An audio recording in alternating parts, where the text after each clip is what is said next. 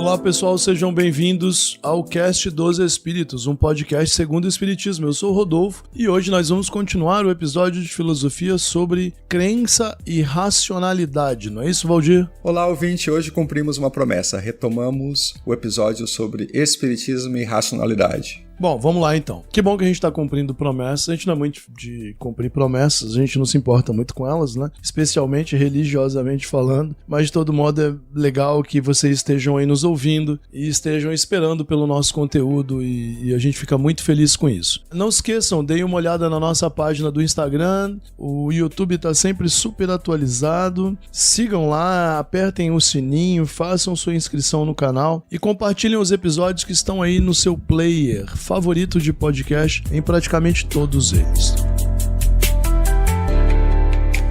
Vamos lá, Valdir. Pauta de hoje, então, para continuar a nossa discussão sobre racionalidade e crença. Ouvinte, eu imagino que você tenha ouvido o nosso episódio anterior sobre espiritismo e racionalidade. Se você não ouviu, eu recomendo muito que você ouça antes de ouvir este episódio. Embora eles sejam independentes, muitos dos elementos e dos conceitos que vão ser usados hoje aqui foram discutidos com muito mais profundidade lá. Então nós vamos apenas fazer uma muito rápida lembrança do que nós falamos no primeiro episódio, para recordar aqueles que ouviram o episódio anterior e para também instigar você que ainda não ouviu a dar uma pausa nesse aqui, voltar para o primeiro episódio, ouvi-lo e aí vira esse. Pois bem, nós falamos sobre como identificar se um pensamento é racional. Parece pouca coisa, mas não é. A humanidade precisou de muito tempo para entender que pensar não significa raciocinar, que oferecer uma explicação não significa que ela seja racional, e que descrever uma realidade não significa que essa descrição seja racional. Portanto, nós conseguimos, na primeira metade do nosso episódio, apresentar os critérios mais importantes para definir se uma explicação é racional ou não. Se ela segue regras, se ela tem evidências e se ela está disponível para ser questionada. Depois que nós chegamos à conclusão da explicação sobre esses três elementos, nós passamos a conferir se o espiritismo possuía um elemento de racionalidade. Nós analisamos se o espiritismo tinha uma lógica interna, se o espiritismo, portanto, é coerente. Nós falamos sobre como o espiritismo, no seu começo pelo menos, tinha um interesse pela evidência e qual era a explicação que ele nos oferecia a partir das evidências que ele analisava, e se ele estava disponível para ser questionado, se ele estava disponível para aceitar explicações alternativas àquelas que foram dadas pelos espíritos. Muito bem, Rodolfo. Resumido em alguns segundos o episódio anterior, ouvinte, recomendo de novo, ouça, porque ele ficou muito bom. Vamos tratar dos assuntos que ficaram no ar da última vez e que merecem um aprofundamento agora.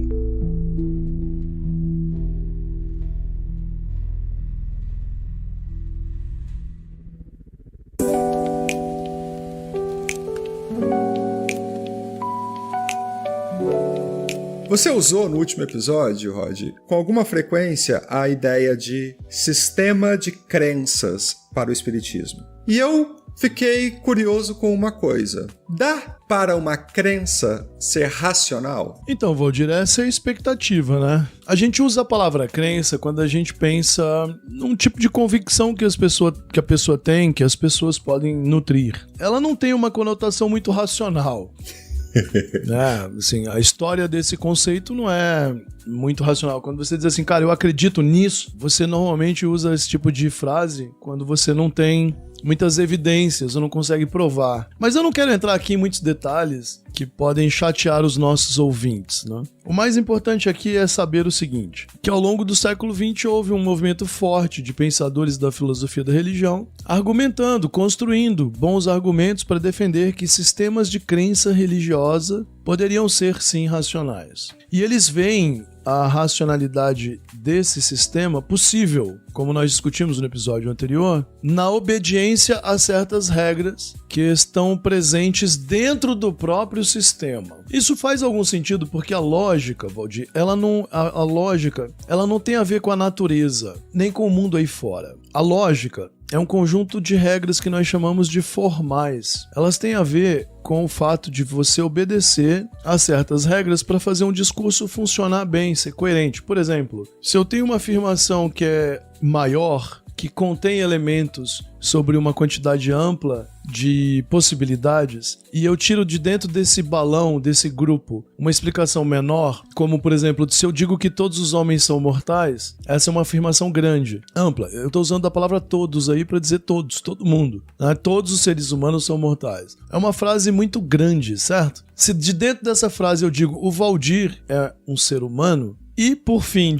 concluo que o Valdir é, portanto, mortal, ora, a minha conclusão faz sentido diante da minha afirmação inicial. Porque se você é um ser humano, você é mortal. Afinal, todos os homens são mortais. Concorda? Muito bem. Agora, veja, de onde veio a primeira frase? Da observação da natureza. Todos os homens morrem. Esse é o ponto. A lógica não tem a ver com a observação da natureza. Então, se eu disser o contrário, primeira regra, todos os homens são, na verdade, espíritos imortais. O Valdir é um ser humano, logo ele é imortal. Por quê? Porque no fundo ele é um espírito. Tá, de onde me veio todos os homens são, na verdade, espíritos imortais? Veio do espiritismo. Ah, mas isso não é verdade? Por que isso não é verdade? Porque isso não é comprovado pela observação da natureza. Para a lógica, só importa que a sua conclusão tenha a ver com a premissa. Existem duas formas dentro da lógica tradicional de as premissas e as conclusões se comunicarem. A mais comum é quando a gente tira do grupo maior uma informação específica. É tirar. A primeira é tirar mesmo. Tirar é deduzir. Eu vou lá dentro daquele conjunto e tiro uma unidade. Eu estou deduzindo. E segundo Aristóteles, a lógica aristotélica tradicional, a maior parte dos raciocínios corretos são dedutivos. Porque é mais fácil começar assim. Eu estabeleço uma regra geral e depois eu vou tirando conclusões. Por exemplo, só existe espírito e matéria e a interação entre os dois por meio da evolução dá no que nós somos. Pronto, é pouca coisa, mas são três afirmações bem grandes. Espírito, matéria e evolução. Agora tem um monte de coisa pra resolver aí no meio. Não pode pôr nada aí, tipo, não, mas Jesus é o grande juiz que separa o joio do trigo. Não, Jesus não tá aí. Entendeu? Jesus não tá aí. Jesus nunca cometeu erros e teve uma evolução vertical e só encarnou uma vez. Não, tá traindo. A premissa não é essa. Os espíritos evoluem por meio de reencarnações sucessivas ao longo de milênios. Você não pode ter ninguém fora da regra. Sim, mas existe evolução de espírito? Existem espíritos? Muito bem, finalizando. A primeira forma é eu tenho uma regra geral e vou tirando casos particulares dali. A segunda forma é o que nós chamamos de indução. É quando por meio de um caso particular você cria a regra. De um ou alguns, né? É tipo, eu vi a mesa se mexendo e ninguém tocou nela. Logo, existem espíritos no universo. Entendeu? De um caso ou dois, eu tiro uma regra. Eu tenho uma observação muito boa e dali eu tiro uma regra. Muito bem. Um sistema de crenças pode ser racional? Em primeiro lugar, você diria, pode, se ele foi criado segundo um conjunto de regras que está bem organizado, que é coerente. Porém, segundo a nossa proposta de 3 critérios, apenas isso não basta. Não basta a correção formal, não basta que haja uma lógica interna muito bem estabelecida. O maior filósofo da religião do século XX chama Alvin Plantinga. Eu tenho aqui em mãos alguns dos livros dele, né? E aqui tem um livro chamado Crença Cristã Avalizada. Crença Cristã Avalizada. Ele tem muitos livros, depois a gente coloca alguns na descrição. E a terceira parte do livro, Valdir, tem o seguinte título: Crença Cristã Avalizada. E ele faz uma pergunta aqui: a crença em Deus é básica e avalizada?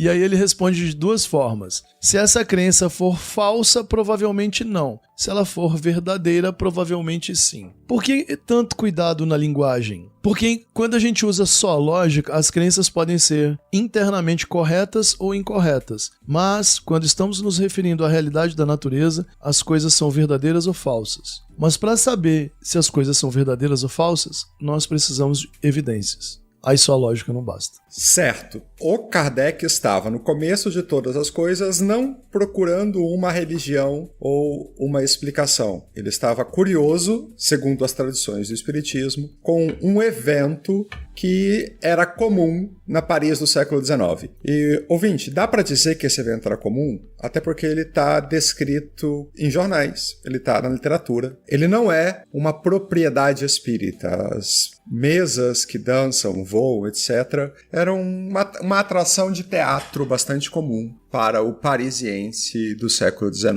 Ele, depois de jantar, às 5 da tarde, ia pra rua procurar alguma coisa o que fazer, e aí ia pra um lugar como esse, depois ia ceiar, e depois ia pra uma festa, e depois ia tomar o café da manhã, e aí ele ia dormir. Era uma atividade corriqueira, prosaica, como diriam os antigos, para um parisiense. E o Kardec se interessou por um evento qualquer, e buscou uma explicação. Rod, o Espiritismo propõe um modelo explicativo da realidade? Sim, ele propõe. É isso que o Livro dos Espíritos propõe. E é um modelo forte. Acho que, assim, quando a gente... Foi uma das coisas que eu estabeleci no meu livro. Muitos colegas perguntaram, né? Às vezes em programas de entrevista dos quais eu tive o prazer de participar,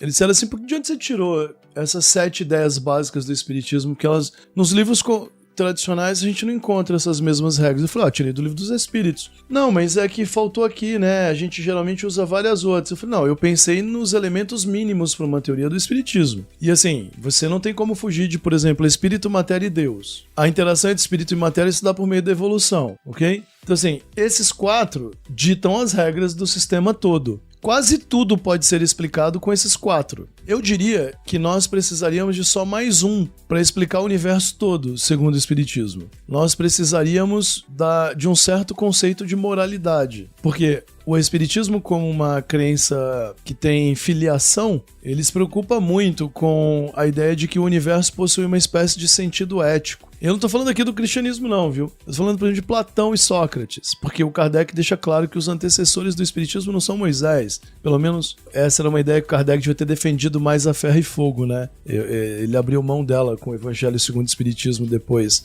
Na verdade, essa ideia está no Evangelho, mas depois o Evangelho dá testemunho contra essa ideia. Eu acho que existe uma incoerência aí. Mas o Platão também acreditava que havia um sentido ético, uma espécie de bem que guiava a existência da natureza, da física, etc. Bom, então, Deus, Espírito, Matéria, Evolução e um certo senso moral, um certo sentido de moralidade. Esses 5 elementos, eles são básicos, elementos básicos do modelo de explicação da realidade para o Espiritismo. Você explica praticamente tudo o que existe com base neles. Certo. Pensando nesses elementos que você apontou, nesses 4 elementos básicos que você apontou, que dariam suporte ao Espiritismo ser uma teoria da explicação, uma hipótese da realidade, enfim, um modelo explicativo, dá para usar muitas expressões. A gente poderia dizer que o Espiritismo busca uma racionalidade universalizante. Ele pretende ter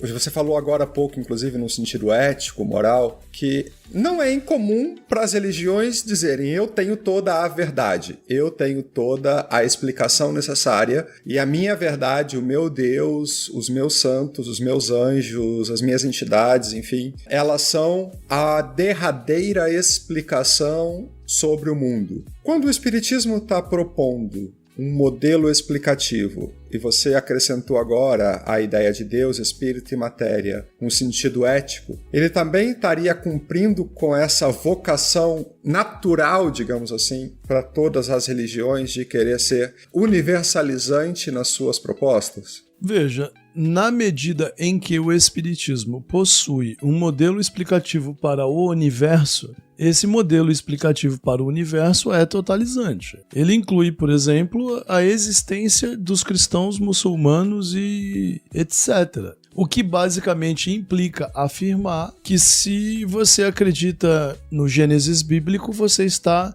acreditando em algo falso. segundo o Espiritismo? Sim, a resposta nesse sentido é sim. O modelo de explicação da realidade conforme o Espiritismo não admite que o modelo de explicação conforme o cristianismo tradicional esteja correto, ou seja verdadeiro. Ele não pode ser verdadeiro. Por exemplo, o Espiritismo afirma peremptoriamente que não existe céu e inferno. Nem poderia existir. Porque sendo imortais, os espíritos nunca estariam confinados pela eternidade a qualquer tipo de território espacial materialmente forjado. Nem que fosse só um pouquinho, nem que fosse por matéria sutil. Os espíritos estão confinados única e exclusivamente por motivos subjetivos a determinadas percepções, mas nunca a um espaço territorial, salvo quando estão encarnados. Então, por exemplo, céu e inferno não poderiam nem existir, ok? Assim como anjos e demônios não poderiam existir. Então, é uma crença nesse sentido totalizante. Então, quando, no espectro que você está abordando, de o Espiritismo ser um modelo explicativo da realidade, que tem um discurso totalizante porque ele quer abordar o universo e tudo o que há nele, em tese, se eu incluo nos argumentos essenciais do Espiritismo a importância moral do cristianismo, eu faço o prédio todo ruir, certo? Sim, se você perceber que não pode pensar ou escolher pedaços do cristianismo sem levar o resto do pacote para casa. Porque o cristianismo, os evangelhos, não são o cristianismo todo. O espiritismo kardeciano se utilizou de partes dos evangelhos para constituir seu sistema de crenças. Foi uma escolha do Allan Kardec. A pergunta que se impõe aqui é: 1. O que está proposto no Evangelho segundo o Espiritismo é coerente com o Livro dos Espíritos? 2. As escolhas feitas pelo Kardec respeitam o cristianismo em sua essência? Essas são duas perguntas muito importantes que a comunidade de crentes espíritas se recusa a enfrentar de modo mais honesto com frequência, eu penso. Então, dizer que Sócrates e Platão são antecessores do Espiritismo e depois afirmar que o Espiritismo é a terceira revelação porque a primeira foi Moisés, por exemplo, eu acho uma incoerência. Porque o que Moisés, a personagem folclórica Moisés, teria escrito no Pentateuco bíblico não é compatível com absolutamente nada do que propõe o Espiritismo. Nem com o Gênesis, nem com as regras civis, nem com a expectativa do destino final por meio da redenção no paraíso, nem pelo governo da terra pelos judeus, nem por nada disso. Eu estava pensando nisso que você falou, porque, para mim, como resultado dos raciocínios que você vinha elaborando e da utilização dessas 4 premissas apenas, né? Deus, Espírito, Matéria... Evolução. Evolução. Vamos às 5. Deus, Espírito, Matéria, Evolução e Moralidade, para deixar o sentido ético junto do pacote. Perfeito. Especialmente porque neste sentido ético, não necessariamente você precisa ser uma moralidade cristã, né? Não. Porque ao admitir um sentido ético, e aí valeria um episódio à parte, né? A pergunta, qual é o sentido ético do Espiritismo? Ao aceitar esses 5 elementos que você propôs, eu conseguiria que o Espiritismo fosse uma crença geral da humanidade, como os espíritos dizem. Porque pensemos que divindade cada um tem o seu nome, mas, exceto para os ateus e os agnósticos, no fim das contas, a divindade é o não humano. É o sujeito que não é humano, é aquela coisa que não é humano. Matéria e espírito estão aí para todos, meio que qualquer religioso admite que há uma diferença, exceto alguns crentes muito ferrenhos, que matéria e espírito são coisas distintas, né? O que acaba tornando o espiritismo, na minha percepção, argumentativamente e... Ouvintes, não precisam me colocar na mesa da mediúnica, tá o meu nome lá, mas o que me parece fazer o Espiritismo se tornar argumentativamente mais frágil no seu aspecto universalizante é a tentativa de incluir qualquer cristianismo dentro dele.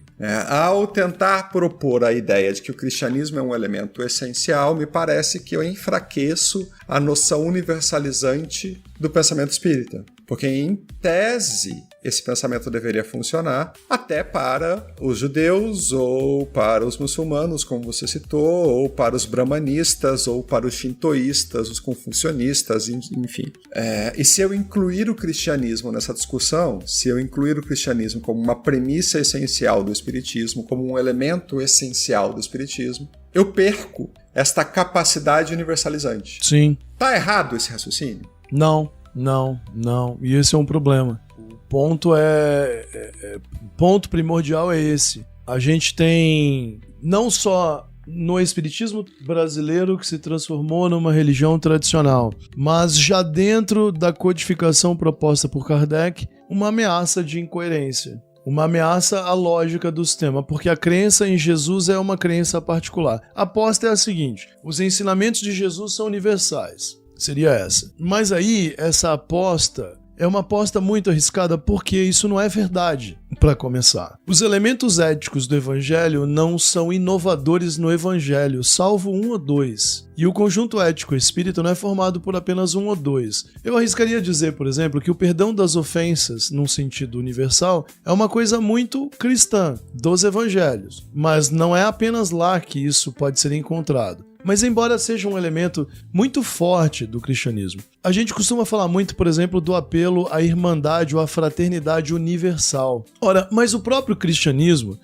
veja, se desenvolveu como uma crença em conflito constante com outras crenças. E o seu universalismo, ele é mais bem compreendido como um movimento particular que cresce e controla ao ponto de conquistar e dominar os outros, né, do que incluí-los. O universalismo do catolicismo, por exemplo, foi o universalismo do combate às outras crenças e de imposição à crença particular do cristianismo. Então, o espiritismo me parece ter nascido com recursos bons o bastante para admitir isso e transformar isso em algo mais sólido. Mas aquela afirmação do Livro dos Espíritos, segundo a qual Jesus é um modelo moral, ela foi rapidamente transformada numa afirmação de natureza religiosa em que Jesus assume um papel muito parecido com o que ele tem em crenças cristãs tradicionais. Não, Kardec se esforça muito para não fazer isso. Quer dizer, aí eu já não sei mais, porque num primeiro momento parece que ele se esforça, mas depois parece que ele cede. E o tanto que ele cede foi o bastante para criar o espiritismo tradicional brasileiro, que é quase uma subcrença, a gente pensava, do catolicismo. E aí, como as crenças cristãs são assim, elas obedecem muito ao tempo, né? A gente tem hoje movimentos de um neopentecostalismo espírita brasileiro, né, se misturando a isso. Então, quando você abre o Evangelho e a autoridade dos ensinamentos de Jesus está sempre sendo certificada por um Deus que fala no texto, né, porque aqueles textos falam de uma autoridade divina que é subjetiva e que resolve todas as coisas, né? Então é só abrir qualquer passagem do Evangelho segundo o Espiritismo que você vai ver. Em vez de usar a lógica interna do Espiritismo para explicar a solução para os problemas, a solução acaba nascendo de dentro do texto, mais ou menos assim: confia que Deus vai ajudar, confia que Deus vai resolver. Assim, você tem que fazer o bem e confiar no futuro, porque Deus não vai faltar. Entendeu? Assim, e aí eu fico assim, cara, não é isso que tá lá no Livro dos Espíritos. Os Espíritos são responsáveis pelo próprio destino. Cadê a recomendação sobre o que eu devo fazer? O que você deve fazer é o bem. Se fizer o bem, a recompensa virá. Então, assim, isso entrega a nova mitologia. E aí é quase uma mitologia filosófica, né? O que assim, você está anexando ao pacote original uma nova mitologia, então corrompendo, de certo modo, a proposta filosófica. Você usou aí agora há pouco uma palavra que parece muito importante para mim nessa discussão toda: verdade. Uhum. Então, no nosso episódio anterior, que eu vou recomendar mais uma vez ao ouvinte que ouça, você estava explicando como a discussão pública acerca das evidências do que seria a origem e a fonte da vida, se a água, a terra, o fogo, etc., foram essenciais para o surgimento da filosofia. E que o argumento de Demócrito sobre o átomo demorou 25 séculos para ser superado na sua essência, digamos. Uhum. Pois bem, quando nós estamos falando de um raciocínio que busca a descrição de uma verdade, esta descrição será constantemente desafiada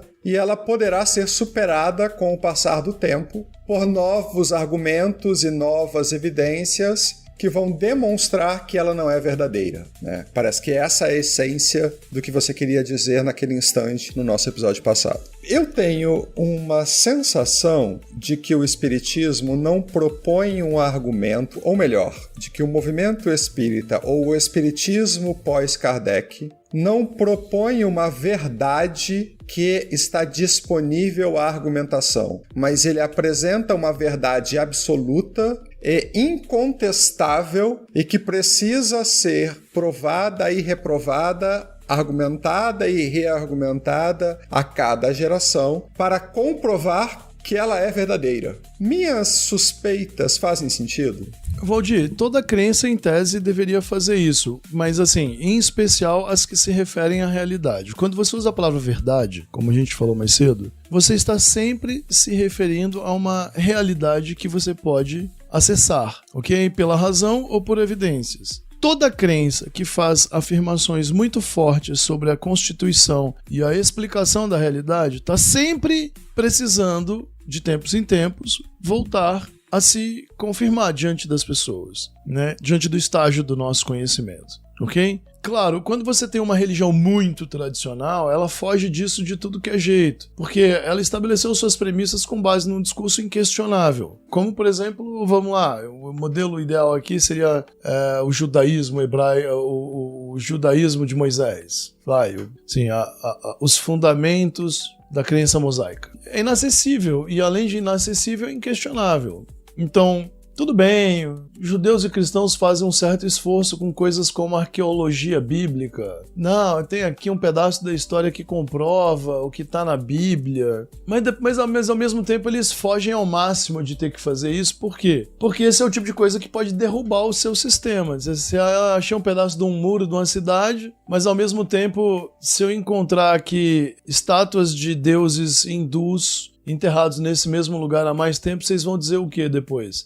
A gente vai dizer que, na verdade, isso daí tem outro significado e etc. Então, assim, já o espiritismo, ele não pode muito se dar o luxo dessas fugas. Por quê? Porque o espiritismo está sentado em cima de uma ideia muito forte sobre a realidade. Os espíritos existem como seres, como coisas, assim, coisa é uma palavra muito forte, mas com ela eu quero dizer, sim, os espíritos são uma coisa cuja existência é inquestionável e que pode ser comprovada. Ninguém pediu pro espiritismo fazer isso. Foi ele nasceu assim, não, põe aí que eu comprovo. Então nós somos uma crença verdadeira. Por que verdadeira? Porque eu posso provar para você que sua mãe, sua tia, seu filho pequeno lá não morreu. Eu vou juntar uns médiums aqui, a gente vai provar para você por meio de um testemunho verdadeiro. A gente vai trazer evidências que comprovam a sobrevivência deles. Eu posso produzir essas evidências.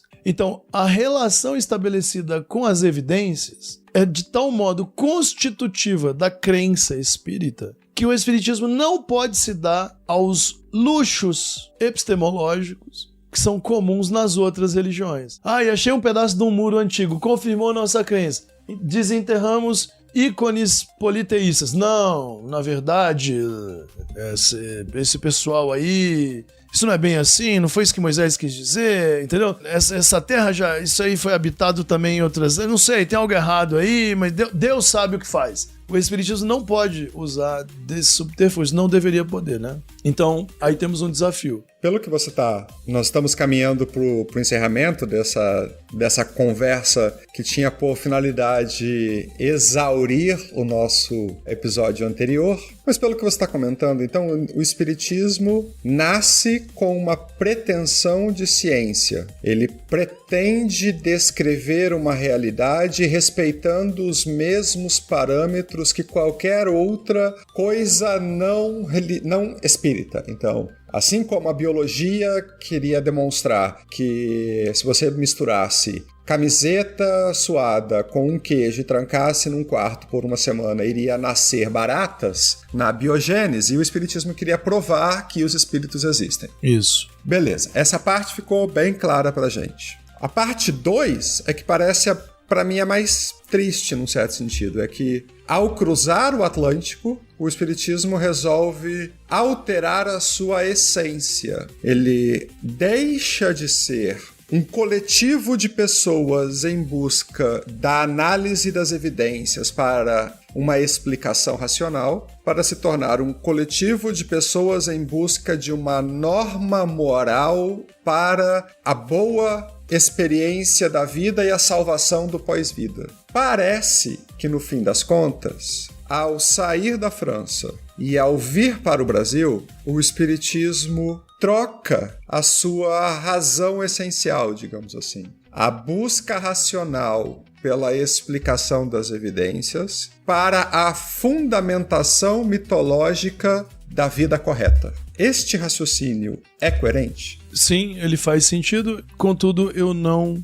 limparia a barra do espiritismo francês tão rápido. Eita! Ok? Não, eu não limparia. Por quê? Engraçado. Sabe uma coisa que é engraçada pra gente? Eu não sei quantos dos nossos ouvintes passaram ou estão passando por isso. A gente se afasta um pouco e reflexões que a gente sempre fez começam a ganhar outra natureza. Argumentos que você sempre aceitou, justificativas que você sempre aceitou, começam a ter um outro peso na sua cabeça. Kardec vai lá e testemunha mesas que giram. Depois conversa com os espíritos por meio de médiums. Faz um monte de observações, experimentos, anotações, perguntas, respostas. Sua missão é anunciada, ele começa a organizar o livro dos espíritos. Tudo isso é feito com base em evidências. Ele anuncia uma invasão organizada de espíritos do mundo maior que, em nome de um certo espírito da verdade, teriam criado um movimento de abrir as portas do mundo espiritual e nos revelar uma verdade, ok? Quem é o espírito da verdade? Nós não sabemos. Importa saber? Depende. Para uma comunidade de crenças acostumada a divindades, importa. Porque se todos os espíritos são iguais em natureza, qual o problema de dizer quem é o chefe da missão e o que ele quer? Não interessa. O que interessa é a natureza do conhecimento. Então por que dizer que existe um chefe chamado Espírito da Verdade? Não te parece um nome um pouco pomposo demais? Talvez um nome recheado de autoridade e... Se ele é desnecessário, por que um nome? Os espíritos que mais falaram deram os seus nomes. Eram líderes católicos europeus, né? Como São Luís, por exemplo. Até Santo Agostinho. Então, por que não o chefe? Mas vamos avançar. Kardec pôde testemunhar, segundo ele mesmo, uma grande quantidade de fenômenos. Mas, segundo ele mesmo, os espíritos o convenceram de que esses fenômenos deveriam parar. Porque, num primeiro momento, esses espíritos queriam chamar a atenção das pessoas pelos sentidos. E depois que tivessem feito isso, chamariam apenas pela razão. Não seria mais necessário os sentidos. Veja, pelo que nós estamos conversando aqui desde o primeiro episódio dessa série, você não pode abrir mão dos dados da experiência que chegam a nós pelos sentidos. Nenhuma crença racional pode abrir mão disso. Por que essa justificativa pareceu tão convincente pra gente? Ah, não, agora vocês têm o texto, leiam o texto e falem com os espíritos usando seus próprios médiums. Sim, mas a gente quer reproduzir os fenômenos. Não, calma. Mesa girante, materializações, não precisa mais. Por que não? Não são parte da natureza? Elas não podem ajudar, inclusive, a convencer mais pessoas? Já tem gente convencida o bastante? Ou, acho que esse nem é um ponto importante, porque algo que é parte da natureza não pode ser de amplo acesso, não é? Por que não? Você pode hoje entrar até na cozinha dos restaurantes onde você vai comprar comida. Por que eu não poderia ter acesso a como o conhecimento no qual eu baseio a minha existência é produzido? Eu quero ver os médiuns em ação, como é que eles fazem, como é que vocês chegam à conclusão do ensino que vocês pregam pra gente. Aí, historicamente, o que foi que aconteceu com esses fenômenos na Europa? A maior parte desses médiuns famosos foi desmascarada. Os mais importantes, aqueles mais festejados, né, foram desmascarados. Essa foi uma fase... Sim, de fato, foi um grande movimento, mas assim, materializações e grandes fenômenos em público foram, em sua maioria, desmascarados por profissionais, inclusive, do entretenimento, que eram especialistas em identificar tramóias e traquinagens. Como eu já citei algumas vezes, esse foi o caso do tal do mágico lá, o Houdini, que tinha por esporte desmascarar médiums. Então, veja... Quando eu penso na justificativa Não é mais necessário chamar a atenção pelos sentidos. Vamos usar a razão? Eu sempre pensei nisso como algo plausível, porque eu era um crente, digamos assim, mais de olhos fechados para essa afirmação, mas ela não faz muito sentido diante da própria teoria, porque para a teoria, os fenômenos mediúnicos são parte da natureza e ninguém precisa ser espírita para testemunhá-los. Se eles são verdadeiros, eles deveriam acontecer em qualquer lugar, no centro, em casa, na rua, em qualquer lugar. Então vamos lá, eu nunca testemunhei materializações. E se a produção de materializações é algo que é parte da natureza, e basta ter fluidos, né, e alguns bons médiuns fluidos e uma equipe espiritual bacana, quão difícil seria produzir uma materialização verdadeira que pudesse, à luz do que temos de disponível de tecnologia hoje, ser verificado por pessoas independentes. Então quando você chega e diz hoje, não precisa mais, não, a gente não quer fazer espetáculo, né? Isso aí para o bem da humanidade, não queremos apenas chamar a atenção pelos sentidos, disso já está cheio o mundo. Cara, todo conhecimento racional que usa evidências faz isso. É assim que ele funciona. Veja, se as pessoas questionam vacinas, né? Se as pessoas hoje são capazes de questionar até o fato de a Terra ser redonda, sempre haverá esse tipo de gente. Mas não é por isso que os cientistas deixam de produzir vacinas. Não é por isso que a gente deixa de produzir conhecimento baseado em evidência, pelo contrário. Então, eu acho que esse problema que você citou começou ainda com Kardec. Quando ele veio para o Brasil, por motivos que muitos estudiosos já explicaram, né, o espiritismo se transformou numa religião tradicional, né? Então, vejam lá o podcast as entrevistas que o próprio Rodrigo Farias fez, a gente pode deixar linkado umas 2 ou 3 no mínimo, sobre o movimento dos espíritas científicos no início do século XX contra os mais religiosos, como o nosso próprio querido Bezerra de Menezes foi um arauto desse movimento em nome dos religiosos, né? Contra os espíritas científicos, e como devagarzinho esse movimento de verificação empírica, de teste, de exploração das potencialidades foi sendo superado por um conjunto de diretrizes religiosas e ideológicas. E deu no que deu hoje. O que a gente tem hoje, Valdir? A gente tem o quê? Cartas mediúnicas, né? Esse fenômeno que massificou por causa do Chico. Então tem médium viajando o país escrevendo carta, e vira e mexe tem um ou outro que, se não vai parar na cadeia, é desmascarado, né? Tem uma outra aí que era até servidora federal que foi desmascarada esses dias. Eu não sei se você viu esse caso, eu vou te mandar. A gente pode depois colocar na descrição também. Então assim, tirando isso daí, para onde foi parar o experimentalismo? Nós mesmos crescemos com essa justificativa. Vai usar o centro para fazer experiências? A gente tem que socorrer as pessoas que estão doentes. Veja, eu também acho que a gente tem que socorrer pessoas em necessidade, mas eu não vou aplicar nas pessoas a injeção com uma substância que eu não testei, que eu não conheço eficácia, cuja eficácia eu não conheço. Eu não vou usar um procedimento que a gente não verificou, que a gente não analisou, né? O que a gente acaba fazendo? A gente acaba aplicando a solução dada pelos nossos bisavós. Então os centros se tornaram palcos de religiões tradicionais. Então, água, passe, né, não sei. Tem nada a ver com Kardec. Aqui é o espiritismo de Kardec, com Kardec e com Jesus. Mas cadê o Kardec? Porque não tinha palestra, passe, atendimento fraterno, não tinha nada disso. Por que tem hoje? Por que esse é um centro correto? E cadê as evidências? Não, as evidências é o nosso médium de confiança. Você quer uma ideia mais absurda do que confiar nas informações de um médium por causa do que ele é? E aí vem outro problema, né? As pessoas boas não podem enganar as outras? Claro que podem. São, inclusive, os melhores candidatos, porque eles podem enganar a si mesmos com confiança. E aí eles levam as outras junto. Qualquer um pode ser enganado, pelos sentidos, pela própria razão, de boa fé. Então, assim, eu acho que essa corrupção da lógica interna começou mais cedo, começou antes. Começou lá com Kardec, ainda com ele com o Evangelho segundo o Espiritismo. E veio para o Brasil e empacotado esse conjunto de saberes iniciais, já com uma capa religiosa, aqui ele cresceu fértil, porque aqui não é lugar de fazer ciência. Aqui não é lugar de um conhecimento filosófico. O Brasil nunca foi um lugar onde isso verdejasse. né? Como os antigos diziam, entendeu? Então, assim, a crença espírita brasileira é racional? De jeito nenhum. Hoje, do jeito que ela está estruturada, ela não dá testemunho de um sistema de crenças racional. Eu tenho dificuldade, nos últimos anos, tenho tido muita dificuldade em considerar que o texto do Livro dos Espíritos é, em si, o fundamento do espiritismo.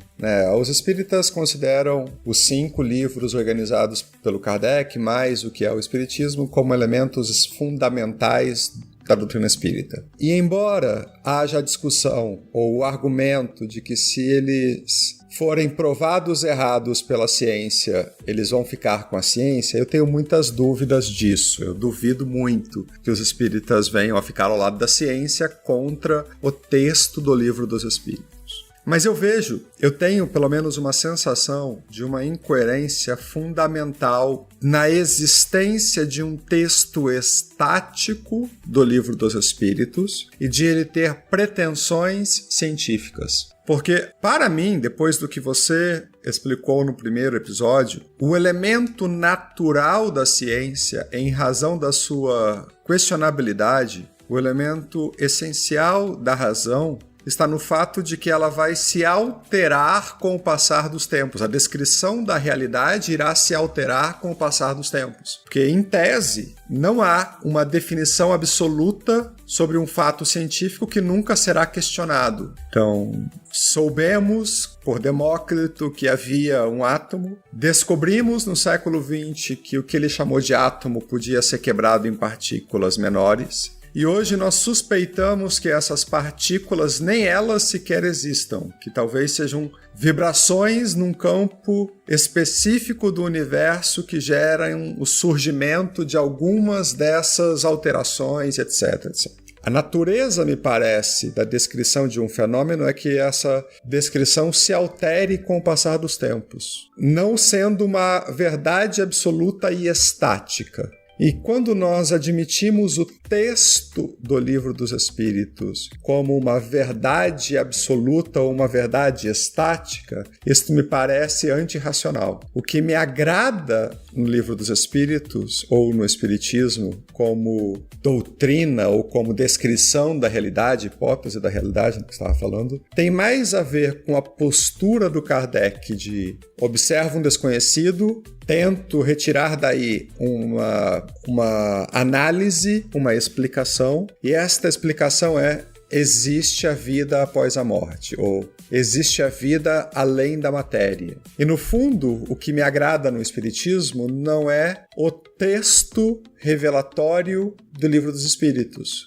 mas é o mito que dá sustentação a um elemento não material. E aí, nesse ponto, talvez a gente acabe voltando para o começo da conversa do primeiro episódio. O mito me parece ser a parte mais agradável do espiritismo, que é: espíritos existem. Porque a partir do momento em que eu não tenho uma evidência concreta dentro das regras do raciocínio científico para demonstrar que o espírito existe, ele é um mito. E ele é um mito que me faz bem. Ou, subjetivamente, para o Valdir, com o CPF desta encarnação, este mito faz bem. E aí eu tenho uma reflexão final para você encerrar o episódio, Rod, que é: será que a gente não rodou 2 episódios inteiros partindo do mito como elemento descritivo inicial da realidade, ou explicação inicial da realidade, para enfrentarmos o surgimento da razão, para vermos como essa razão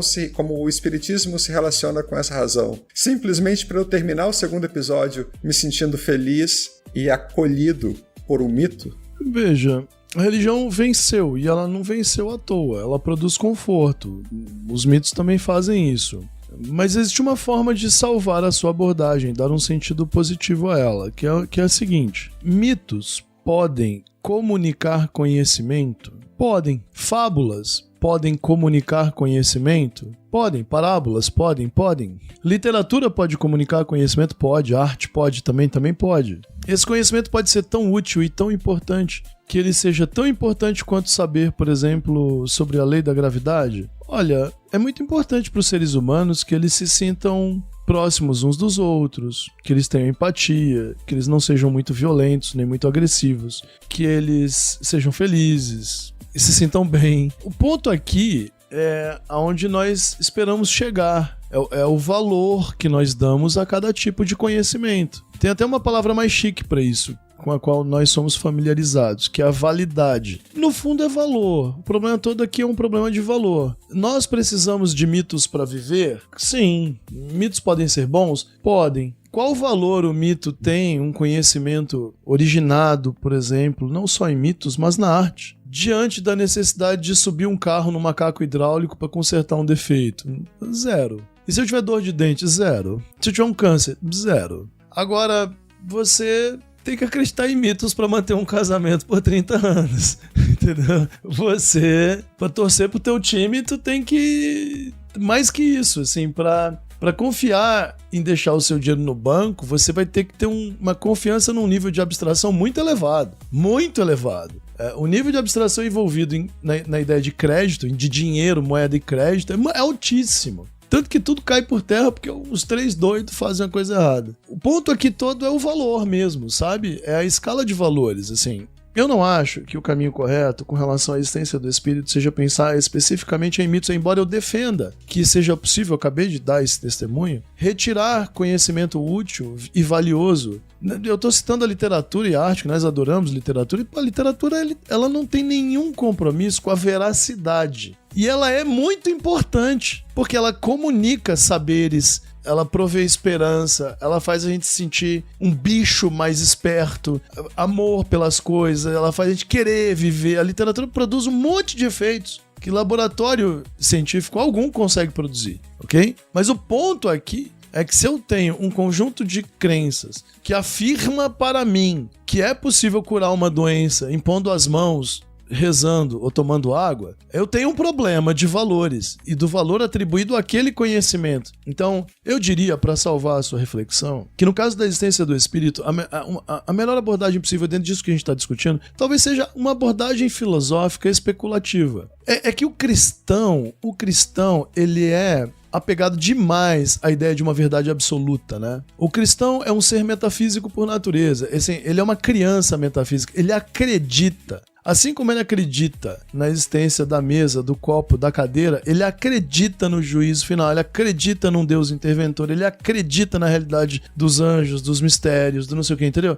Mas ele acredita numa realidade palpável, tão palpável quanto a cadeira na qual você está sentado. Ao ponto de você ter uma doença, ele acreditar, ele achar que pode evitar o médico, o remédio, a vacina, porque as orações dele vão ser atendidas por esse Deus interventor. Isso é um problema seríssimo. Agora, quando você para e pensa, cara, acho que isso aqui tudo pode ter um sentido diferente do que os meus olhos enxergam. Existem conhecimentos muito antigos, existe uma sensação que é inerente à humanidade e também faz sentido pensar que as coisas são tão grandes aí fora e que nós podemos sobreviver ao tempo físico de uma existência corporal para aproveitá-las de modo melhor. Como eu posso harmonizar a minha existência material, a mesma, onde macacos hidráulicos sobem os carros, a gente sobe em poltronas e viaja a 1000 km por hora, protegidos por uma fuselagem de ferro ou toma vacinas, né? Como eu posso harmonizar as necessidades dessa existência material com a crença, mesmo que especulativa, na ideia de que eu vou sobreviver a tudo isso? Como essas duas coisas podem estar juntas? Isso é compatível? É compatível. Você não deixa de tomar remédio, você não deixa de fazer exercícios físicos, você não precisa ficar acreditando nas palavras do seu médium favorito só porque ele parece ser uma boa pessoa, enquanto você mesmo considera a possibilidade de respeitar todo mundo, porque todo mundo tem a mesma substância, porque todo mundo é tão valioso quanto você, porque havendo uma outra vida, você quer aproveitá-la do melhor modo, tendo todas as condições boas à sua frente. Portanto, não fazer o mal me parece ser bastante importante para isso, já que eu não terei tantos adversários indo atrás de mim, eu não vou fazer mal às pessoas, elas não terão motivos para se sentirem vinculadas a mim, eu não vou tratar mal meus desafetos, eu vou só me afastar deles. Uma série de coisas importantes que você pode pensar que são úteis em razão desse conhecimento, além de te dar um pouco de acalento né, diante do sofrimento inevitável. Diz, olha, acabou, agora acabou, não vai ter jeito, a morte do corpo tá aí na frente. Mas eu sou daquelas pessoas que lá no fundo pensam que pode ser diferente, vamos esperar para ver. Agora, isso não vou fazer isso fugindo da realidade que está diante dos meus olhos. Então, assim, tem gente que pensa, por muito tempo eu usei essa expressão, o espiritismo é uma crença inofensiva, porque você pode ser espírita e continuar vivendo do jeito que você quer viver. Mas isso não é ruim, você tem que continuar vivendo do jeito que quer viver, entendeu? Agora, você não pode pegar a crença na existência do espírito e transformá-lo num instrumento para se sobrepor diante das outras pessoas ou para fingir que a própria realidade não é a realidade. Então, em vez de fazer terapia, você corre pro centro dos seus amigos. Em vez de tomar remédio, você corre pro seu médium favorito. Em vez de consultar um profissional, seja da psicologia, da psiquiatria, ou até da pedagogia, ou de qualquer área do direito, por causa dos problemas com a família, você vai atrás do seu médium no centro. Aí você está errado. Aí você está se comportando como um cristão tradicional que tem uma crença até infantil na realidade de uma coisa que você não consegue comprovar. Então eu diria que nós estamos aqui no campo do raciocínio filosófico especulativo. Ele não é inofensivo. Ele é e pode ser capaz de transformações na vida das pessoas. Basta que elas não atribuam a esse conhecimento um tipo de apego, né, materialista, concreto.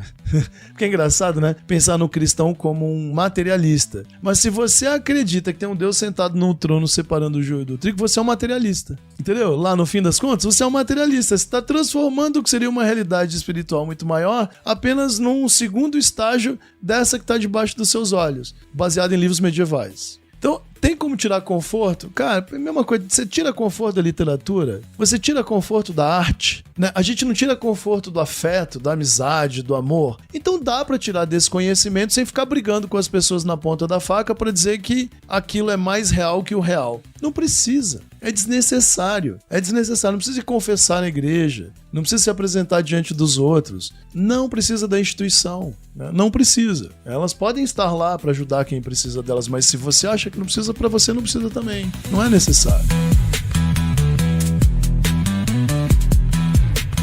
Me sinto confortado, Rodolfo. Obrigado por essas palavras finais que acalmam a minha angústia de caminhar pelo mundo, sabe? Porque eu não acho que as escolhas que possam ser apenas fundamentadas em elementos racionais ou científicos me fariam mais feliz. Mas eu também não acho que guiar a minha vida apenas pelos mitos e crenças da tradição me faria um ser humano melhor. Então, eu hoje penso na dificuldade e no desafio que é caminhar respeitando esses dois limites, não excluindo da minha existência os elementos míticos, artísticos, emotivos, psicológicos, tradicionais, e também não me deixando guiar apenas por eles, mas também lembrando que é necessário ser um indivíduo ativo no contexto histórico, social, econômico, político, civil em que eu vivo. Então, pensar na minha existência depois destes 4, 5 anos de reflexões conjuntas e públicas, né? Aqui nós estamos mandando o nosso livrinho dizendo que a água é a fonte de tudo, como se fôssemos o Tales de Mileto escrevendo e mandando para as cidades do entorno. A gente senta aqui para refletir publicamente, porque a gente pode estar errado sobre uma coisa ou outra, pode estar certo, mais certo, menos certo, e quando nos oferecem uma perspectiva diferente, que seja racional, que seja coerente, que seja possível de ser aceita, a gente está sempre, eu pelo menos estou sempre disponível para isso. Então, o que a gente faz aqui é uma reflexão pública, como se a gente estivesse escrevendo alguma coisa e mandando para a cidade ao lado para os outros dizerem o que eles pensam também. Meu caro, muito obrigado por mais essa 1 hora de conversa, muito obrigado pelo compartilhamento de tudo que você já estudou até hoje, e por me ajudar a entrar em paz com as minhas angústias, ora mitológicas, ora científicas, e que vão conduzindo esta minha existência física. Um grande abraço, meu querido. Tranquilo, imagina, foram só umas boas 2 ou 3 horas de conversa, agora eu vou dar aula e conversar com os alunos. Abraço a todo mundo que ficou por aí nos ouvindo. Não esqueçam de dar um like, curtir o episódio, compartilhar com os amigos, mande suas dúvidas pro nosso direct lá no Instagram e nossa página do YouTube. Fiz uma promessa aqui mais cedo, na verdade no episódio anterior, de voltar a atualizar bem o Instagram e voltar a conversar um pouquinho com vocês por lá. Em breve, 2025, vamos ver se a gente consegue fazer algo diferente nesse sentido. Beijo pra todo mundo, tchau, tchau.